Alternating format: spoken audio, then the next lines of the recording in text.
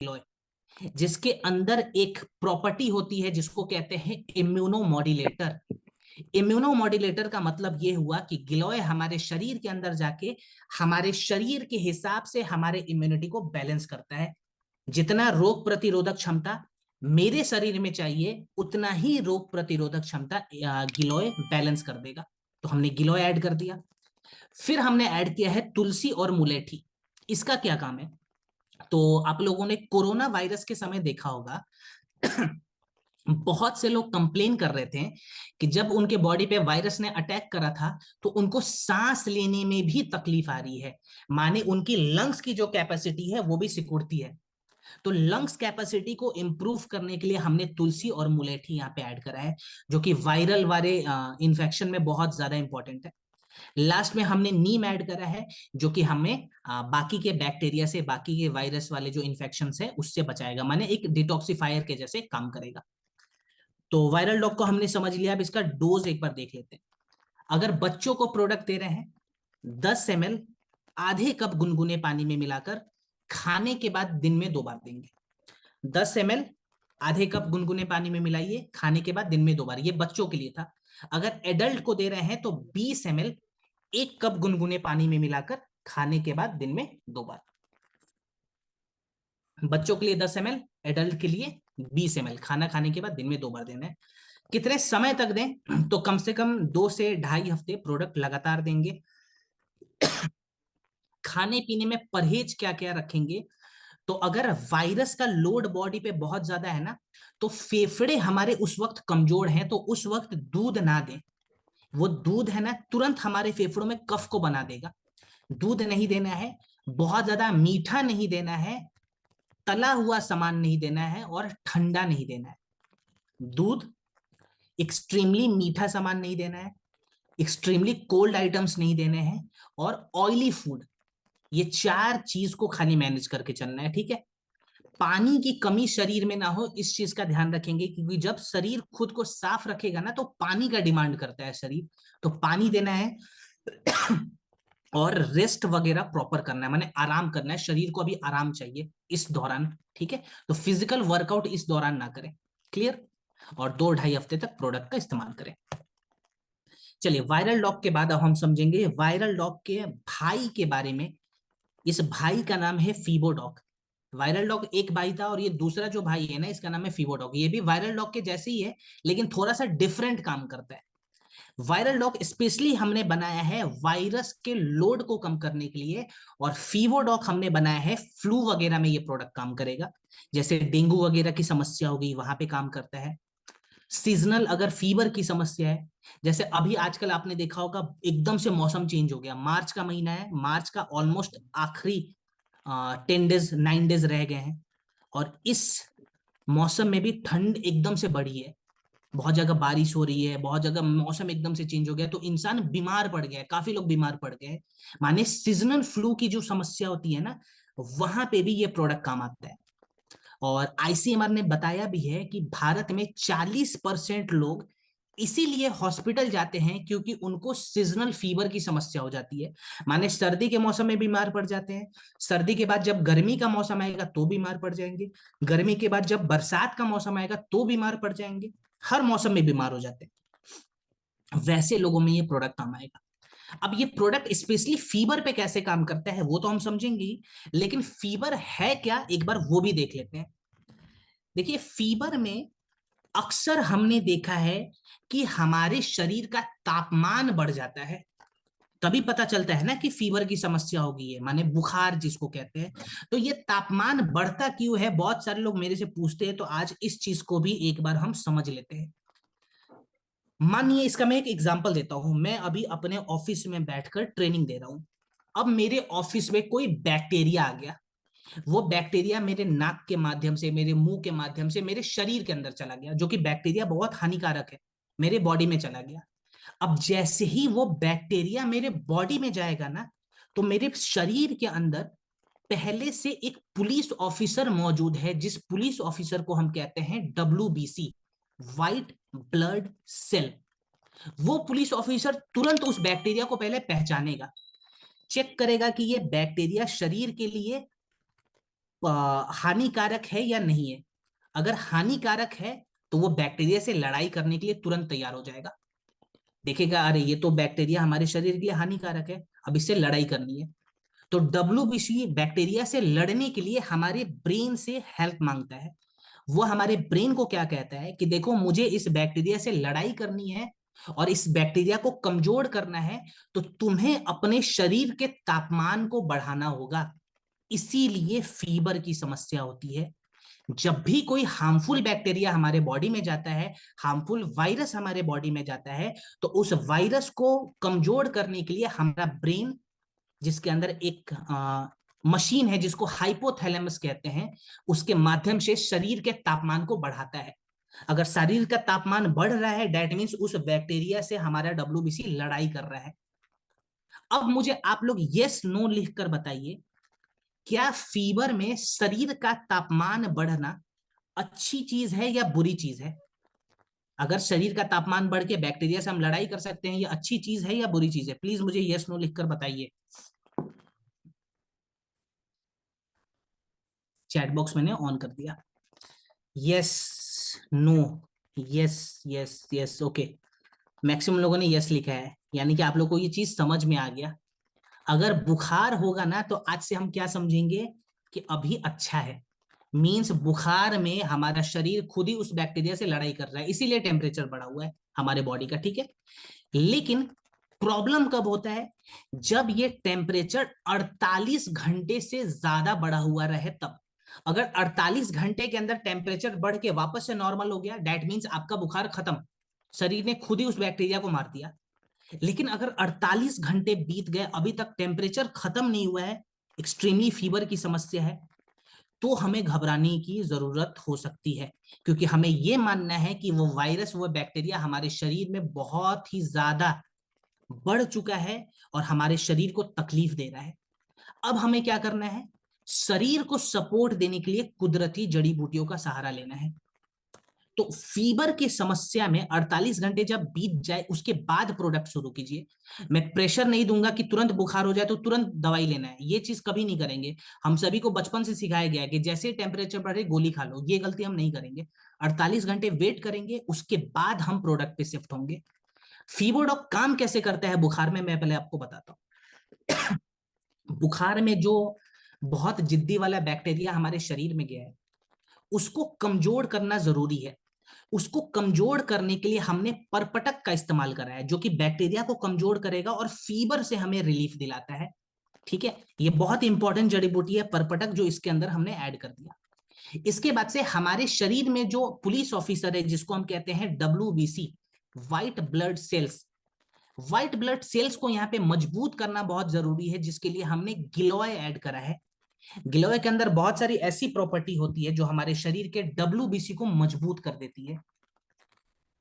अब गिलोय में एक और प्रॉपर्टी है जिसको हम कहते हैं एंटीपायरेटिक। एंटीपायरेटिक को आयुर्वेदा के भाषा में कहते हैं ज्वार घना। ज्वार का मतलब बुखार और घना का मतलब खत्म हो जाना। माने गिलोय हमारे शरीर के व्हाइट ब्लड सेल्स को बढ़ाकर उस बुखार को खत्म कर देता है। इसके बाद से इम्यूनिटी के लिए और लंग्स कैपेसिटी के लिए हमने तुलसी और मुष्टा मुलेठी ऐड करा हुआ है। और लास्ट में हमने मुष्टा ऐड करा है। मुष्टा का काम क्या है?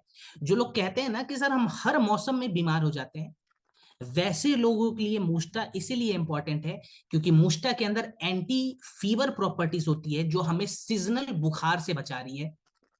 तो ये प्रोडक्ट आज के डेट में बहुत ज्यादा डिमांडिंग प्रोडक्ट है, क्योंकि मोस्टली लोग आज के डेट में हर सीजन में बीमार पड़ रहे हैं। अब इसका डोज कितना रखें? तो डोज बहुत ही सिंपल इसका रखेंगे। जितना डोज आप लोगों ने अभी वायरल डॉग का लिखा है ना, उतना ही डोज हम फीवो डॉग का भी नोट डाउन करेंगे। बच्चों के लिए 10 ml, आधे कप गुनगुने पानी में दिन में 2 बार। और एडल्ट के लिए 20 ml, 1 कप गुनगुने पानी में मिलाकर दिन में 2 बार देंगे। जो जो परहेज हमने वायरल डॉग में लिखा था सभी परहेज फीवो डॉग में भी करेंगे, ठीक है। चलिए अब बात करेंगे हम मेटाडॉक सिरप पे। ये हमारे शरीर के मेटाबॉलिज्म को कंट्रोल करने वाला प्रोडक्ट है। माने अगर स्लो मेटाबॉलिज्म की समस्या आ जाती है वहां पे ये प्रोडक्ट काम करेगा। डब्ल्यूएचओ ने बताया था कि भारत में 2023 तक लगभग लगभग 8.25 करोड़ ऐसे लोग थे जिनके शरीर में स्लो मेटाबॉलिज्म की समस्या हो रखी थी, माने मेटाबॉलिज्म एकदम से स्लो था, जिसके वजह से डायबिटीज टाइप 2 का खतरा बढ़ रहा है, वो व्यक्ति मोटे हो जाते हैं, फैटी लीवर के चांसेस बढ़ जाते हैं, गठिया के चांसेस बढ़ जाते हैं। तो ये जो हमने प्रोडक्ट बनाया ना मेटाडॉक, ये हमारे शरीर के मेटाबॉलिज्म को बैलेंस करता है। कैसे बैलेंस करता है और मेटाबॉलिज्म है क्या, एक बार हम वो समझ लेते हैं। तो देखिए, मेटाबॉलिज्म हमारे पाचन तंत्र के दो छोटे छोटे सिस्टम को या प्रोसेस को मिलाकर बना हुआ है। हमारे पाचन तंत्र में दो ऐसे छोटे छोटे प्रोसेस होते हैं ना, जिसको अगर हम एक साथ जोड़ दें तो मेटाबॉलिज्म तैयार होगा। ये दो छोटे छोटे प्रोसेस कौन से हैं, मैं आसान शब्दों में बताने का एक बार ट्राई करता हूं। पहले वाले प्रोसेस को कहते हैं हम कैटाबॉलिज्म। पहले वाले प्रोसेस को क्या कहते हैं, कैटाबॉलिज्म। कैटाबॉलिज्म क्या है, तो देखिए, कैटाबॉलिज्म का मतलब ये हुआ कि जो भी हम खाना खाते हैं ना, चाहे वो दाल हो, रोटी हो, दूध हो, दही हो, जो भी हम खाना खा रहे हैं, वो खाना हमारे शरीर के अंदर जाता है, छोटे छोटे टुकड़ों में टूट जाता है और हमारे शरीर में न्यूट्रिएंट्स तैयार होते हैं। खाना खाया, खाना बॉडी के अंदर गया, छोटे छोटे टुकड़ों में टूट गया और न्यूट्रिएंट्स तैयार हो गए, यानी कि कैटाबॉलिज्म प्रोसेस कंप्लीट। अब कैटाबॉलिज्म के तुरंत बाद दूसरा प्रोसेस शुरू हो जाता है, इसको कहते हैं एनाबॉलिज्म। एनाबॉलिज्म में क्या होता है, जो हमारे शरीर के अंदर छोटे छोटे न्यूट्रिएंट्स तैयार हो रखे हैं खाने के माध्यम से, वो न्यूट्रिएंट्स हमारे शरीर के सप्त धातु में जाके मिल जाते हैं। सप्त धातु अभी जस्ट हमने देखा था, तो जो खाने से न्यूट्रिएंट्स बना है, वो न्यूट्रिएंट्स हमारे शरीर के सप्त धातु में जाके बनता है, जुड़ जाता है और हमारे सप्त धातु मजबूत हो जाते हैं। इसको कहते हैं एनाबॉलिज्म। जब कैटाबॉलिज्म और एनाबॉलिज्म दोनों बैलेंस हो जाए तो हमारा मेटाबॉलिज्म तैयार होता है।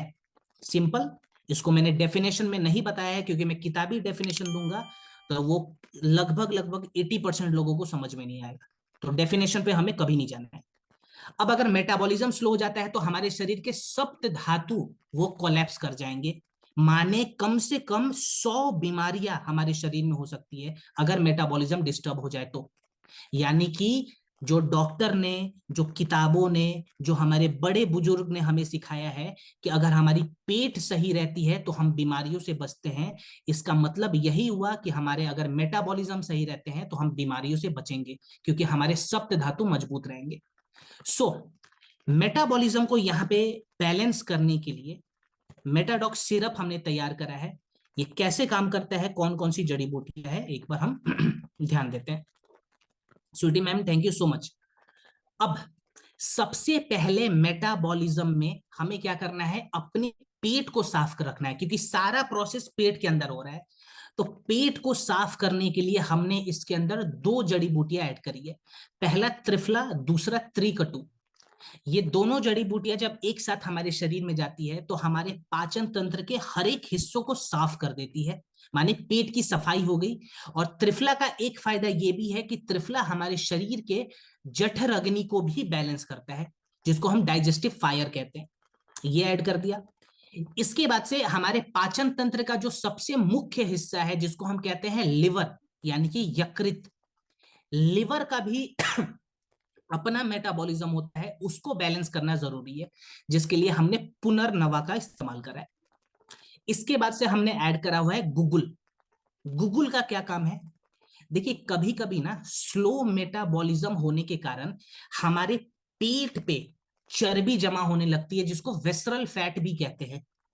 अब उस चर्बी को गलाकर उस चर्बी से ऊर्जा बनाना बहुत जरूरी है, जिसको हम फैट मेटाबॉलिज्म कहते हैं। माने जो हमारे शरीर के खास करके पेट के हिस्से में जो चर्बी है ना, उसको गलाकर शरीर उससे ऊर्जा बना ले, इस प्रोसेस को क्या कहते हैं, फैट मेटाबॉलिज्म। फैट मेटाबॉलिज्म को इंप्रूव करना जरूरी है, जिसके लिए हमने गूगल ऐड करा है। और भी बहुत सारी जड़ी बूटियां, लेकिन खाली मेन मेन जड़ी बूटियों के बारे में अभी हम देख रहे हैं। तो ये 3-4 जड़ी बूटियां मेटाडॉक में एकदम सॉलिड काम करते हैं, सुपर्ब रिजल्ट देते हैं। और सबसे अच्छी बात यह है कि ये सभी कुदरती जड़ी बूटियां हैं, इनका साइड इफेक्ट नहीं है और इनको मॉडर्न साइंस भी मानता है। सबसे अच्छा प्रॉफिटेबल चीज यहाँ पे यही हमें मिल रहा है। अब इसका इस्तेमाल कैसे करेंगे और अगर आप ओबियोडॉक ले रहे हैं तो एक दो प्रोडक्ट मैं साथ में बता दूंगा, आप उसको भी नोट डाउन कर सकते हैं। पहले डोज के बारे में बात करें तो 20 ml इसका डोज रहेगा। खाने के बाद 1 कप गुनगुने पानी में दिन में 2 बार। 20 ml मेटाडॉक खाने के बाद 1 कप गुनगुने पानी में मिलाइए, दिन में 2 बार लीजिए। अगर ओबियोडॉक ले रहे हैं तो आप ओबियोडॉक के साथ साथ मेटाडॉक भी ले सकते हैं, एक्टिव फाइबर भी ले सकते हैं और स्लिम डॉक भी ले सकते हैं। ठीक है, वेट लॉस में भी बहुत अच्छा ये प्रोडक्ट काम करता है। ओबियोडॉक में जो जो सावधानी हमने खाने पीने में देखी थी, जो हमारा डिनर का टाइम था, जो सलाद लेने का तरीका है, वो सभी चीज आप मेटाडॉक में भी जरूर अप्लाई करेंगे। और कितने समय तक प्रोडक्ट ले, तो कम से कम 3 महीने। ठीक है, ओके।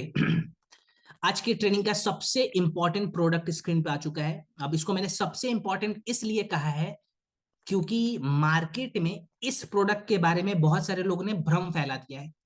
इस प्रोडक्ट का नाम क्या है? इस प्रोडक्ट का नाम है शिलाजीत। अब शिलाजीत का नाम सुनते ही बहुत सारे लोग शर्माने लगते हैं, मुझे समझ में नहीं आता है क्यों। बहुत सारे लोग बोलते हैं अरे सर शिलाजीत का नाम पब्लिक में हम नहीं ले सकते हैं, लोग मजाक बनाएंगे। कुछ लोग बोलते हैं सर ये तो खाली पुरुषों का प्रोडक्ट है, महिलाओं को हम कैसे दे दे। कुछ लोग बोलते हैं सर ये तो खाली सेक्सुअल डिसऑर्डर में काम आता है। नहीं, ये सभी मार्केट में पता नहीं किसने इस मिथ को फैला दिया। शिलाजीत आयुर्वेदा के इतिहास में अगर आप सबसे अच्छी कोई रसायन ढूंढना चाहते हैं ना, तो यही आपको मिलेगा। इससे ऊपर कुछ नहीं है। शिलाजीत का मतलब ही होता है शिलाओं को जीतना। अब ये जो शिलाजीत है ये प्राचीन काल से लेके मॉडर्न साइंस तक इसको एक्सेप्ट करके बैठा हुआ है। मॉडर्न साइंस में तो हजारों रिसर्च हो चुके हैं। और सबसे अच्छी बात यह है कि शिलाजीत ने हर एक रिसर्च में खुद को साबित करा है। ऐसा एक भी रिसर्च नहीं है जहां पे शिलाजीत फेल हुआ हो। समझिए कितनी पावरफुल चीज है ये पुरुष महिला हम सबको दे सकते हैं। इसके बहुत सारे फायदे, आज फायदों को भी समझेंगे। उसके पहले कुछ डेटाज है, एक बार में डेटाज को आपके साथ रिवाइज करा देता हूं। सबसे पहला डेटा आता है आईसीएमआर का। आईसीएमआर ने बताया था कि भारत में हर 3 में से एक एडल्ट को क्रोनिक फटीग सिंड्रोम की समस्या हो रखी है। अब क्रोनिक फटीग सिंड्रोम की अगर समस्या किसी व्यक्ति को हो जाती है, इसका मतलब उस इंसान का ओजस जो है वो डिस्टर्ब हो गया है। ओजस जो हमने स्टार्टिंग में ही आज पढ़ा है, ओजस डिस्टर्ब अगर हो जाएगा तो मेंटली और फिजिकली हम बहुत ज्यादा कमजोर हो जाएंगे। तो ये भारत में हर 3 में से एक व्यक्ति की समस्या हो रखी है। दूसरी समस्या क्या हो रखी है कि भारत में 70% से ज्यादा ऐसे एडल्ट हैं जिनका स्ट्रेस लेवल बहुत ज्यादा बढ़ा हुआ है, माने मानसिक तनाव बहुत ज्यादा बड़ा है। और जिनका स्लीप साइकिल खराब हो रखा है, माने वो ठीक से सो भी नहीं पाते स्ट्रेस की वजह से। डब्ल्यूएचओ ने भी एक डेटा दिया था पूरी दुनिया के लिए, जिस डेटा में बताया गया कि भारत में हर 6 में से, सॉरी भारत में नहीं पूरी दुनिया में हर 6 में से एक कपल को इनफर्टिलिटी की समस्या है। अब कपल में महिला भी है पुरुष भी है, तो हर 6 में से एक ऐसे महिला पुरुष आपको मिलेंगे जिनको इनफर्टिलिटी की समस्या हो रखी है। पूरी दुनिया का डेटा है ये। एक डेटा में तो ये भी बताया गया था कि भारत में वैसे पुरुष जिनकी उम्र 30 साल से ज्यादा हो रखी है, वैसे पुरुषों का टेस्टोस्टेरोन लेवल हर साल 1% से घट रहा है। अगर टेस्टोस्टेरोन हर साल 1% से घट जाए तो आप मान के चलिए erectile dysfunction, low sperm count, ऐसी समस्याएं धीरे धीरे बढ़ती जाएंगी। और आज हमने देखा भी है कि बहुत सारे लोग डिमांड करते हैं कि सर लो स्पर्म काउंट में क्या दें, सर इरेक्टाइल डिसफंक्शन में क्या दें। तो अगर आप मेरे से पूछेंगे कि सर ये सभी प्रॉब्लमों पे क्या शिलाजीत काम करता है, तो मैं कहूंगा डेफिनेटली काम करता है। और ये मैं नहीं कह रहा हूं, ये प्राचीन ग्रंथों में भी लिखा गया है। जैसे मैं आपको बताऊं तो बहुत ही अच्छी एक ग्रंथ है, आयुर्वेदिक ग्रंथ, जिसको हम चरक संहिता के नाम से भी जानते हैं। चरक संहिता में महर्षि चरक ने बताया है कि दुनिया में ऐसी कोई भी क्योरेबल डिजीज नहीं है जिसका इलाज शिलाजीत से ना किया जाता हो। माने दुनिया के हर एक क्योरेबल डिजीज का इलाज शिलाजीत के साथ संभव है, ऐसा चरक संहिता में लिखा गया। सुश्रुत संहिता में, जो कि महर्षि सुश्रुत की एक बहुत अच्छी पुस्तक है, महर्षि सुश्रुत जिनको हम आयुर्वेदा का फाउंडर भी एक प्रकार से फाउंडिंग मेंबर कह सकते हैं और फादर ऑफ सर्जरी भी कहते हैं इनको। तो महर्षि सुश्रुत के ग्रंथ में लिखा गया है कि अगर हम शिलाजीत का इस्तेमाल सही ढंग से करना सीख लें तो हम लंबे समय तक बिना किसी बीमारियों के जीवित रह सकते हैं। माने हमारी लॉन्जेविटी बढ़ेगी, हम 90 सालों तक जीवित रहेंगे, लेकिन बीमारियां हमारे शरीर में नहीं रहेगी। इसके अलावा भी बहुत सारे शास्त्रों में शिलाजीत का वर्णन है, और मॉडर्न साइंस ने भी बहुत सारी बातें कही हैं। तो मॉडर्न साइंस इसके बारे में क्या कहता है, एक बार हम ध्यान देंगे। तो सबसे पहले मैं आपको बताऊं तो शिलाजीत के अंदर आपको भर भर के फिल्विक एसिड की मात्रा मिलती है। 80 से भी ज्यादा ट्रेस मिनरल्स मिलते हैं जो कि हमारे शरीर के एटीपी यानी कि एनर्जी मॉलिक्यूल्स को बैलेंस कर देते हैं। माने अब हमारे शरीर में थकान की समस्या नहीं होती, हम थकेंगे नहीं। इसके अलावा अगर हम शिलाजीत का इस्तेमाल थोड़ा लंबे समय तक करेंगे तो हमारे शरीर के अंदर एक ऐसे कंडीशंस पैदा हो जाते हैं कि अब हमारा शरीर ज्यादा मात्रा में ऑक्सीजन इस्तेमाल करना सीख जाएगा, जिसको VO2 मैक्सिमाइज कहा जाता है। बहुत सारे जो मैराथन के रनर्स होते हैं ना, जो मैराथन में दौड़ते हैं, वो अपने डाइट में शिलाजीत का भी इस्तेमाल करते हैं, क्योंकि मैराथन में क्या चाहिए, एंड्योरेंस चाहिए और हमारे शरीर में ज्यादा ऑक्सीजन चाहिए। बॉडी ज्यादा ऑक्सीजन इस्तेमाल करना सीख जाए, इसके लिए शिलाजीत सबसे अच्छी आयुर्वेदिक, आप इसको औषधि कह सकते हैं। और इसकी जो पुष्टि है international society of sports nutrition ने 2016 में करी थी। कुछ लोग कहते हैं सर एक्सरसाइज करने के दौरान, फिजिकल एक्टिविटी के दौरान हमारे शरीर में ना जलन बहुत ज्यादा बढ़ जाता है, तो उस जलन को कम करने के लिए हमें लैक्टिक एसिड के प्रभाव को कम करना पड़ेगा। लैक्टिक एसिड का प्रभाव अगर कम हो जाए तो जलन कम हो जाती है। तो लैक्टिक एसिड का प्रभाव अगर कम करना है तो आप शिलाजीत का इस्तेमाल कीजिए, क्योंकि हमारे शरीर के अंदर जाके ये लैक्टिक एसिड को धीरे धीरे धीरे धीरे जाके रिड्यूस करना शुरू कर देता है। इसके बाद से ये हमारे टेस्टोस्टेरोन लेवल को बूस्ट करता है। माने पुरुषों में भी जो इनफर्टिलिटी की, जो लो स्पर्म काउंट की समस्या आ रही है, वहां पे काम करेगा। जो महिलाएं बेबी को कंसीव नहीं कर पाती, एग्स ठीक से मेच्योर नहीं हो रहे हैं, वहां पे भी ये प्रोडक्ट काम आएगा। माने महिलाओं के लिए भी ये प्रोडक्ट है, ये जड़ी बूटी, ये आयुर्वेदिक रसायन है, महिलाओं के लिए भी उतना ही कारगर है जितना पुरुषों के लिए है।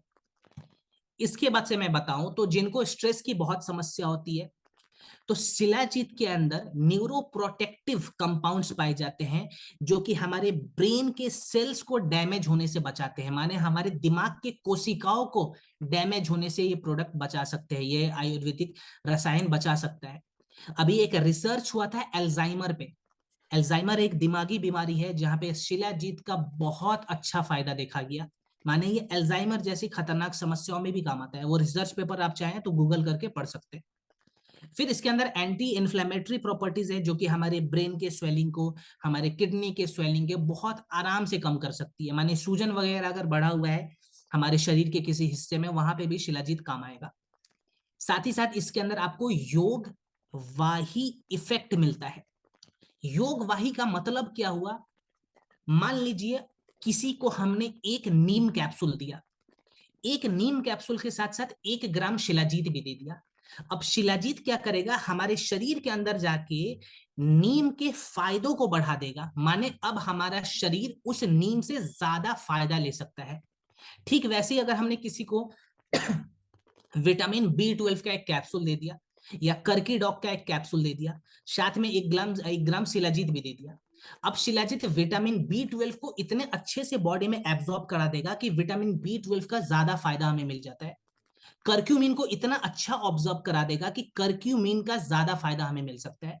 माने दूसरी जड़ी बूटियों के एब्जॉर्प्शन को यह बढ़ा देता है। इसी को योगवाही कहा जाता है। और इसकी पुष्टि 2020 में करी थी आयुर्वेदा एंड इंटीग्रेटिव मेडिसिन ने। तो शिलाजीत दूसरी जड़ी बूटियों के फायदों को भी हमारे शरीर में बढ़ाता है। हाँ हाँ मोनिका जी, स्पाइराडॉग के साथ भी दिया जा सकता है, बिल्कुल। अब इतनी सारी फायदे फायदे तो खैर और भी, अगर मैं शिलाजीत पे किसी दिन अच्छे से लेक्चर लूंगा तो 1.5 घंटा खाली हम लोग शिलाजीत पे बात कर सकते हैं। बहुत सारे मजेदार किस्से हैं इसके। तो किसी दिन करेंगे शिलाजीत पे भी अच्छे से हम लोग डिटेल ट्रेनिंग करेंगे इस पे भी। फिलहाल डोज पे बात कर लेते हैं। तो अगर हम कैप्सूल के फॉर्म में किसी को दे रहे हैं तो 1 कैप्सूल मॉर्निंग में ब्रेकफास्ट के बाद गुनगुने पानी के साथ दीजिए, और 1 कैप्सूल रात को डिनर में गुनगुने दूध के साथ दीजिए। अगर रेजिंग के फॉर्म में दे रहे हैं, रेजिंग का मतलब ये दिखने में थोड़ा च्यवनप्राश के जैसे आपको दिखेगा, रेजिंग के फॉर्म में दे रहे हैं तो 1 ग्राम मॉर्निंग में ब्रेकफास्ट के बाद गुनगुने पानी में घोल के दीजिए, और 1 ग्राम रात को डिनर के बाद गुनगुने दूध में घोल के दीजिए। 1 ग्राम कितना होगा, तो इसके साथ है ना एक छोटा सा चम्मच हम लोग देते हैं, उस चम्मच से 1 चम्मच माप लीजिए खाली, ठीक है, वो 1 ग्राम के आसपास हुआ। और हमें पूरे दिन में कितना देना है, तो 2 ग्राम देना है, 1 ग्राम मॉर्निंग 1 ग्राम रात को। अच्छा, किसे नहीं देना है तो ये भी मैं बता देता हूं। जिनको भी लो बीपी की समस्या है, जिनका बीपी घटा हुआ रहता है, उनको ये प्रोडक्ट ना दे। हाई बीपी में दे सकते हैं, ब्लड प्रेशर बढ़ा हुआ रहेगा तो दे सकते हैं, ब्लड प्रेशर घटा हुआ है तो नहीं देंगे। ठीक है। इसके बाद पीरियड्स के दौरान महिलाओं को ना दे, प्रेगनेंसी के दौरान महिलाओं को ना दे, और जब माताएं फीडिंग करा रही हैं छोटे बच्चों को उस दौरान भी अवॉइड करना है। इसके अलावा पुरुष या महिला अगर फीवर की समस्या है और टेम्परेचर बढ़ा हुआ है तो 2-4 दिनों तक रोक दे, उसके बाद से कंटिन्यू कर सकते हैं।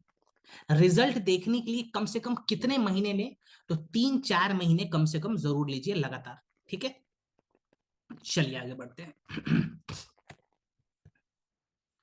ओके, अब हम बात करेंगे हमारे अगले प्रोडक्ट पे, जिसको हम ग्रीन ब्लड के नाम से भी जानते हैं। ग्रीन ब्लड अगर कोई आपसे पूछे कि क्या होता है तो आप सीधा कहेंगे व्हीट ग्रास। व्हीट ग्रास को मेडिकल के लैंग्वेज में ग्रीन ब्लड भी कहा जाता है, क्योंकि ये बहुत ही बेहतरीन एक प्रोडक्ट है। अब ये व्हीट ग्रास के अनेकों फायदे हैं, सबसे बड़ा फायदा मैं बता दूं, आयुर्वेदा हमें सिखाता है ना कि किसी भी बीमारी से अगर लड़ना है, किसी बीमारी को खत्म करना है, या अपने शरीर को और भी अच्छा स्वस्थ रखना है, तो हमें सबसे पहले शोधन क्रिया का अभ्यास करना होगा। शोधन क्रिया का मतलब होता है द फर्स्ट डिटॉक्स थेरेपी। बाहर से तो हम नहा लेते हैं और हम समझते हैं हमने सफाई कर ली शरीर की, लेकिन असली गंदगी बॉडी के अंदर है। मान लीजिए, मैं एग्जांपल दे रहा हूं, हम लोग किसी कमरे में गए, ठीक है, किसी कमरे में जाते हैं, हमने देखा कि इस कमरे में बदबू बहुत ज्यादा है, कमरा के अंदर बहुत ज्यादा गंदगी है, बदबू बहुत ज्यादा है। अब मैं परफ्यूम लगा दूंगा तो थोड़े समय के लिए बदबू चला जाएगा, मैं मानता हूं 5 मिनट 10 मिनट के लिए बदबू चला जाएगा। लेकिन अगर मैं उस कमरे को साफ कर दूं तो वो बदबू परमानेंट खत्म हो सकता है, माने अगर मैंने कचरे को बाहर निकाल दिया तो। ठीक वैसे ही अगर शरीर के अंदर जो कचरा है ना, उसको हमने साफ कर दिया, तो हमारे शरीर के अंदर जो बदबू है, अंदर जो बीमारी है, अंदर जो टॉक्सिन्स है, वो पूरे के पूरे बाहर चले जाएंगे और हमारा शरीर हमें आशीर्वाद देगा। इसीलिए शरीर की सफाई टाइम टू टाइम बहुत जरूरी है। किनको करना चाहिए किनको नहीं करना चाहिए, तो मैं तो कहूंगा भारत में नहीं, पूरी दुनिया में सभी लोगों को अपने बॉडी को अंदर से डिटॉक्स रखना चाहिए। और भारत में तो एक डेटा में यह भी बताया गया था कि 70% से ज्यादा ऐसे लोग हैं जिनके खाने में एसिड की मात्रा बहुत ज्यादा है, जिसकी वजह से उनके शरीर में टॉक्सिन्स बहुत ज्यादा बढ़ गए हैं।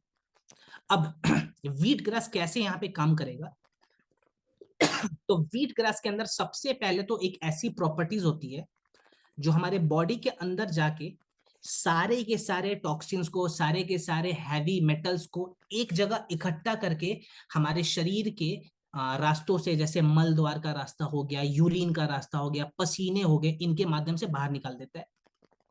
दूसरी प्रॉपर्टी यह है कि व्हीट ग्रास कैंसर जैसी समस्याओं में भी काम कर सकता है।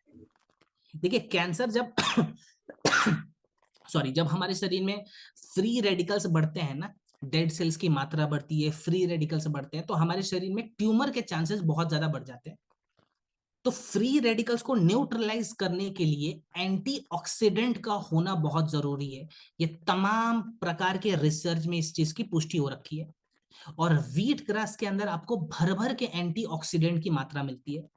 तो जिनको डॉक्टर ने कीमोथेरेपी कह दिया, रेडियोथेरेपी कह दिया, आप उस थेरेपी के दौरान भी व्हीट ग्रास का इस्तेमाल करवाइए, ये वहां पे अच्छा काम करेगा, और बहुत सारे रिसर्च में इसकी पुष्टि हो रखी है। इसके अलावा अगर किसी के शरीर में खून की कमी हो जाए, वहां पे भी व्हीट ग्रास काम करता है।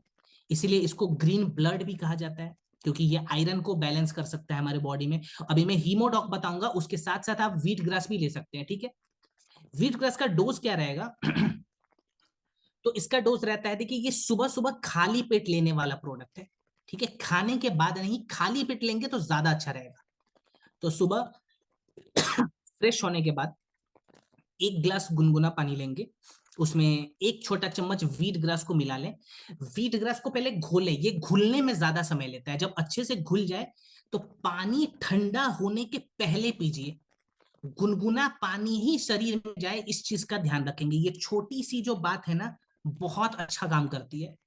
और वीट ग्रास पीने के बाद का नियम क्या रहेगा कि 1 घंटे तक हम कुछ भी नहीं खाएंगे।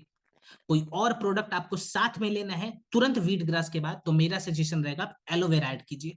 एलोवेरा सिरप आप चाहें तो इसके साथ ले सकते हैं, 20-25 ml के आसपास। ठीक है, किनको लेना है किनको नहीं लेना है, तो मेरा सजेशन रहेगा कि हर एक व्यक्ति को दे, कम से कम 3-4 महीने। Clear?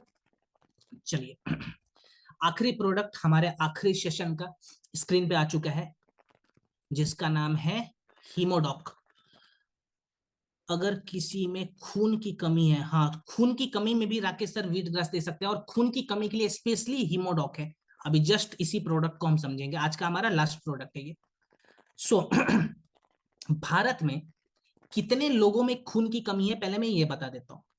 National family health survey ने 2021 में बताया था कि भारत में 57% महिलाएं और 67% से ज्यादा ऐसे बच्चे हैं जिनके शरीर में खून की कमी है, माने उनको एनीमिया की समस्या हो रखी है। अब खून की कमी होती है तो हमारे शरीर का जो रक्त धातु है ना, वो टूटने लग जाता है, जिसको आयुर्वेदा में रक्त धातु क्षय भी कहते हैं। अगर रक्त धातु टूट गया, कोलैप्स कर गया, तो हमारे इम्यूनिटी पे इसका असर पड़ेगा। हमारे ब्रेन में मेंटल फॉग की समस्या आएगी, माने हमारी याददाश्त तक जा सकती है। इसके अलावा क्या हो सकता है, तो डायमेंशिया की समस्या हो सकती है, माने याददाश्त तो चला जाएगा। इसके अलावा बहुत सारी और भी बीमारी है, जैसे नींद ना आने की प्रॉब्लम है, जिसको इंसोमिया कहते हैं, ये भी हो सकती है। इसके अलावा और भी बीमारियां हैं, जैसे हमारा ब्लड प्रेशर बहुत ज्यादा बढ़ सकता है, तो हार्ट अटैक का खतरा यहाँ पे बढ़ेगा। हमारे जो टिश्यूज है वहां पे ब्लड सर्कुलेशन अच्छा नहीं रहेगा, तो टिश्यूज के क्वालिटी खराब हो जाएंगे, माने हमारे स्किन की क्वालिटी है वो भी धीरे धीरे खराब होने लगेगी। तो बहुत सारी बीमारियां अगर खून की कमी होती है तो यहाँ पे खून को अगर हमें बैलेंस करना है, तो खून के अंदर का जो सबसे इंपॉर्टेंट कंपाउंड है, जिसको जिसको हीमोग्लोबिन कहते हैं, पहले इसको बैलेंस करना होगा। अब ये हीमोग्लोबिन क्या है, एक बार मैं आपको बता देता हूँ। ओके, देखिए हीमोग्लोबिन का काम क्या होता है, मैं बहुत ही सिंपल तरीके से आपको बता रहा हूँ। मान लीजिए जब भी हम सांस लेते हैं ना, तो हम जब सांस लेते हैं तो हमारे शरीर के अंदर ऑक्सीजन जाता है, वो हमारे श्वास नली से, फेफड़ों से होते हुए हमारे खून में जाके बैठता है। सांस लिया, ऑक्सीजन हमारे शरीर के अंदर गया और खून में जाके बैठ गया। अब खून में जैसे ही ऑक्सीजन बैठेगा ना, हमारे खून के अंदर पहले से एक ट्रांसपोर्टर मौजूद है, जिस ट्रांसपोर्टर को कहा जाता है हीमोग्लोबिन। हीमोग्लोबिन क्या करेगा, उस ऑक्सीजन को खून से उठाएगा और शरीर के पूरे कोशिकाओं में पहुंचा देगा। हीमोग्लोबिन का यही काम है, ऑक्सीजन को खून से उठाकर शरीर के पूरे कोशिकाओं में पहुंचाना। अगर हीमोग्लोबिन की कमी हो गई तो ऑक्सीजन भी ठीक से फ्लो नहीं करेगा, इसीलिए बहुत सारी बीमारियां हो सकती है। तो हीमोग्लोबिन को यहाँ पे मैनेज करना बहुत जरूरी है, जिसके लिए हमने सबसे अच्छी जड़ी बूटी, जिसको द्रक्षा के नाम से जानते हैं, वो ऐड कर दिया। द्रक्षा हमारे शरीर की हीमोग्लोबिन को मैनेज करता है। हीमोग्लोबिन मैनेज हो गया, अब द्रक्षा को सपोर्ट देना बहुत जरूरी है। तो द्रक्षा को सपोर्ट देने के लिए, हीमोग्लोबिन को सपोर्ट देने के लिए हमने अश्वगंधा ऐड करा है। ये ऑक्सीजनेशन प्रोसेस को भी इंप्रूव करवाता है। इसके बाद से हमारे रक्त धातु का दूसरा सबसे इंपॉर्टेंट हिस्सा है आयरन। आयरन को भी यहाँ पे बैलेंस करना बहुत जरूरी है, तो आयरन को बैलेंस करने के लिए हमने लो भस्म और मंडूर भस्म का इस्तेमाल करा है। इसके अलावा इसके अंदर हमने आंवला का भी यूज करा हुआ है। आंवला के अंदर विटामिन सी होती है, माने जो भी आयरन वाला हम डाइट लेंगे ना, चाहे वो गाजर हो, पालक हो, चुकंदर हो, वो सभी डाइट, वो सभी आयरन को पचाने के लिए विटामिन सी का होना बहुत जरूरी है, इसीलिए हमने आंवला ऐड करा है। ठीक है, ये आयरन को बेसिकली हमारे शरीर में ठीक से पचाता है। अब इसका इस्तेमाल कैसे करेंगे, और मैं साथ में 3 प्रोडक्ट और बताऊंगा, आप इसके साथ साथ वो 3 प्रोडक्ट भी चाहे तो लिख सकते हैं। डोज पे बात करें तो 20 से 25 ml हीमोडॉक 1 कप गुनगुने पानी में खाने के बाद दिन में 2 बार। 20 से 25 ml हीमोडॉक 1 कप गुनगुने पानी में मिलाइए, खाने के बाद दिन में 2 बार दीजिए। साथ में हम व्हीट ग्रास दे सकते हैं, सुबह सुबह खाली पे व्हीट ग्रास जैसे हमने लिखा था वो व्हीट ग्रास भी ऐड कीजिए। इसके अलावा 2 टैबलेट में एक्स्ट्रा मैं बता रहा हूँ, रात को डिनर के बाद एक्स्ट्रा में 1 आयरन टैबलेट भी ले सकते हैं आप, एक्स्ट्रा में लिखिए उसको। और साथ में विटामिन B12, हमारे रक्त धातु को मजबूत रखने के लिए विटामिन B12 भी बहुत इंपॉर्टेंट है। और भारत में लगभग लगभग 70% से ज्यादा लोगों में विटामिन B12 की कमी है, तो इसके साथ विटामिन B12 जरूर लिखिए आप, ठीक है। कितने महीने का कोर्स रहेगा, तो प्रोटोकॉल में लिखना है कि 3 महीने का प्रोटोकॉल रहेगा ये हमारा, 3 महीने बाद प्रोडक्ट बंद कर दें, ठीक है, क्योंकि हमें बैलेंस करना है, एक्सट्रीमली नहीं बढ़ाना है, तो 3 महीने बाद प्रोडक्ट बंद। अब खाने पीने में क्या क्या चीजें हम बढ़ाएंगे, तो चुकंदर, पालक, अगर पालक अभी मिल सकता है तो खा लीजिए, चुकंदर मिलेगा तो वो खा लीजिए, अनार मिलेगा वो खा लीजिए, गाजर मिलेगा वो खा लीजिए, प्रतिदिन 1 आंवला भी खा सकते हैं। मोनिका जी ने पूछा है सर B12 की डोज, खाली रात को 1 टैबलेट, B12 और आयरन अगर एक साथ लेते हैं रात में तो खाली 1 कैप्सूल लेंगे, ठीक है, दिन में 2 बार नहीं लेना है। तो ये हमारा हीमोडॉक रहेगा, इसका कॉम्बिनेशन भी हमने देख लिया, इसका डोज भी देख लिया, खाने पीने में क्या क्या चीजें ऐड करनी है वो भी हमने देख लिया, कितने समय तक लेना है वो भी हमने देख लिया।